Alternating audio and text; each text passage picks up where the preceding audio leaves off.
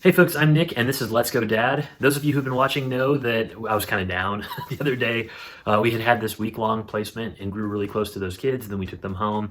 And of course, there's stuff I'm not telling you that made that harder. Secrets!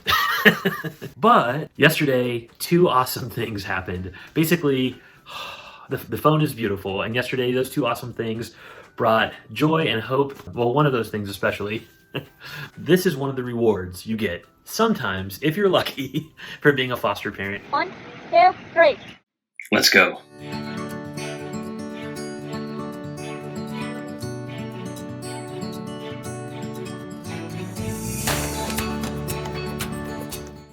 Okay, so I said two things happened yesterday that kind of brought me out of that funk of having to say goodbye to those kids because I was feeling pretty down. Let's start with the lesser of the two things. That is that I got a foster placement call. Now, it was for a sibling set, and it was actually for a sibling set of 4, but they were going to separate these kids pretty much no matter what.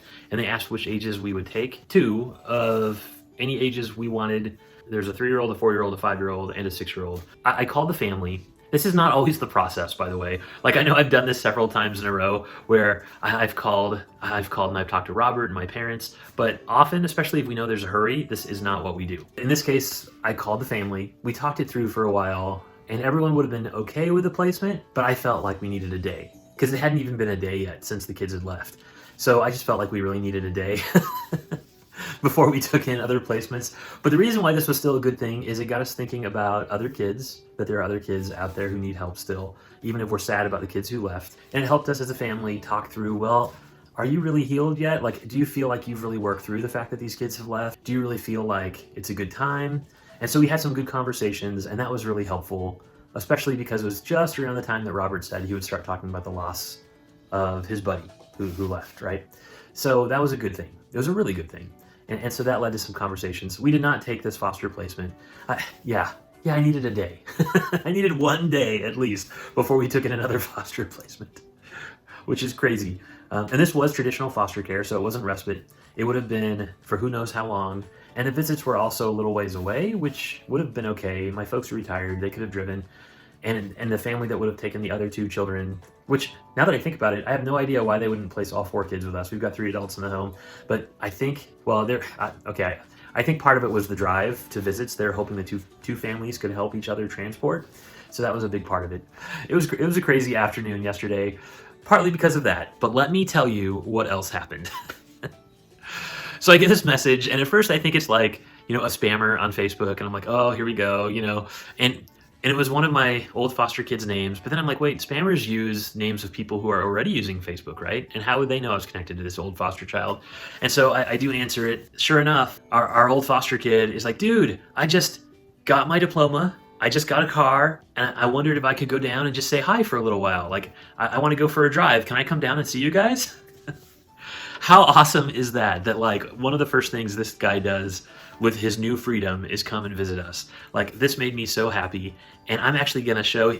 He agreed to talk here for a minute, and I want you to see how good he's doing.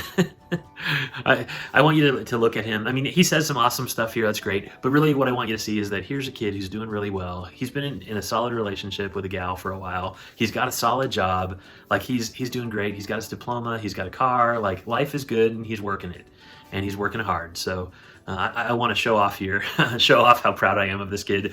He's not a kid anymore. He's an adult. What am I saying? He was a kid back a while ago, but he's not a kid now. So I want to show off how proud I am of this guy. And I have checked in with his mom a couple times this past year or so. So it's not like I haven't had any contact with the family. I did check in and go, I just wanted to see how everything was going. So there's that, there's that. It's not like we didn't have any connection whatsoever. But I want to show off this video clip of Garrett. To say that I was in foster care? Yeah, you can say whatever you want, man. Okay. The county doesn't rule your life anymore. Oh, yeah. I'm 18 now. Yeah. Hello, this is Garrett. I was one of Nick's past foster kids, and for all the future and present foster kids, things will get better. Like me, I'm doing a lot better now. I'm with my family. We're figuring things out, and things will get better. Nick was a very great foster parent for me. And you just graduated from high school, right? Oh, yes, I did. I just recently graduated. I got a car for my graduation gift. It's been going great. I'm so happy now. And you got a job? Oh, yeah, I have a job. Yeah. You're doing great. I'm 18. This is my last summer, though. I'm gonna have to be an adult now. Awesome. Hey, it's so great to see you, Garrett. Oh, Thanks yeah. for sharing. Oh, yeah. Any final words or any last words to people out there? Things will get better. Things will get better. What about to foster parents? Anything you want to tell them? Just be more like Nick, you know? He's a great guy, you know? He really cares for his kids. There's a lot of foster parents out there that don't really connect to their foster kids or don't get attached and like to push them away, but that's not good. If you don't want to build a connection with the foster kid, then don't be a foster parent. Oh man, you're so awesome. Thank you for sharing. Yep. And thanks for stopping by today too. That's so great. Definitely. Man, and this is one of the reasons we do this. Like honestly, to see kids who are doing so well and doing so great, who are connected with their families again, like man, if that's not awesome, what is? I know I was really down in the last couple of videos, I think, or at least the last video, but man, I'm just feeling good about this. And so Robert wasn't around when Garrett came and couldn't be around, and so that was a little bit of a bummer, but I showed him the video clip of Garrett when he came, and then I also talked to him obviously about the placement, or potential placement. Those two things really kind of opened Robert up, and he started laughing and talking and having a good time and throwing these popper things that I'm probably about to show you down on the ground.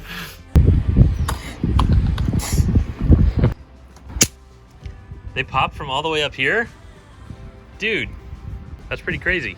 Yeah, I wonder what a whole bunch of them sound like. He really came to a good place.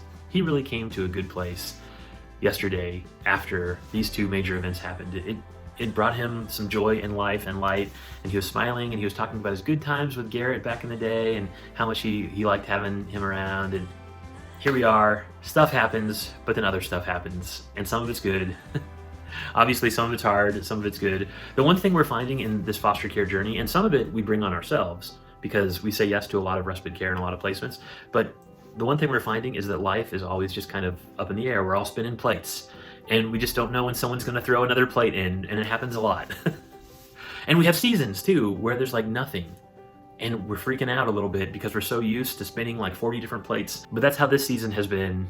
The last couple months for sure, we've been spinning plates, and it's been fun, and it's been hard, and it's been heartbreaking and also heartwarming, and I wouldn't trade any of it for the world. But those of you thinking about doing foster care know that it is crazy and it's a disruption to your family. I think it's good if you talk to your kids about how this is a mission that your family is partaking in and how this is something we do for the community. I don't think you should do foster care if you have kids unless you engage them in the mission.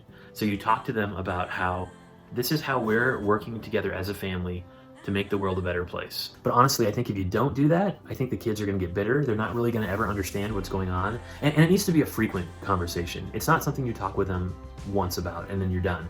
You need to talk to your kids on a regular basis. And this is true if you have biological kids, and this is true if you've got other fosters in the family, or if you have adopted kids in the family. You need to keep engaging with them and saying, hey, we do this because we want to make the world a better place. And when kids buy into that, it's awesome. It's amazing. Like Robert saying that if we ever make money on YouTube, which I know some of you have left comments like saying, you guys should get paid for this or whatever, and I love that. But Robert says, hey, if we ever make money on YouTube, once we get past paying expenses for software and whatever, it would be cool if we did things like we use that as generosity money to really help other foster families. Like, oh my gosh, how many 14-year-old kids are thinking about, if I make money, I want to go help other foster families. I want to buy them car seats. I want to get them the things they need so they can be the best foster families that they can be. Not many, but I have a kid who is engaged in the mission. And what a beautiful thing. What a beautiful thing. Because it would be so easy for him to be bitter about all of this, about kids coming and going. He could become bitter and angry, but because instead he's buying into the mission, he's looking forward with positivity. And I'm not saying that he doesn't go to counseling, because he does, and I'm not saying that he doesn't deal with those things, because he does, but really our family keeps our focus on helping others and making a difference in the world so that families end the cycles of abuse and trauma and neglect and move on to healthier, happier places. This is the positive of foster care, right? Like, this is why we do it. And it's like any other mission or church or nonprofit or even company you're engaged in. You've got to keep the vision and the mission in focus at all times, or people lose their way. And one of the things I love is that you all keep emailing me and keep sending in comments that really help us stay focused on who we are and what we do. And so many comments after that last video, man, have really touched us. And so many of the emails, all of a sudden we got a ton of emails from you guys. It comes in waves, I'm finding. And all of a sudden we got a ton of emails from our listeners, from all of you, and they're so sweet and kind and encouraging and positive. And I love hearing your stories in there too. Thank you for being part of the Let's Go Dad community.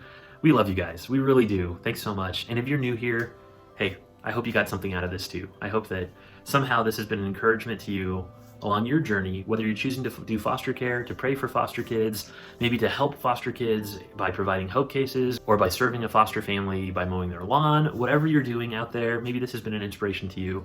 I hope so. Let's go, Dad.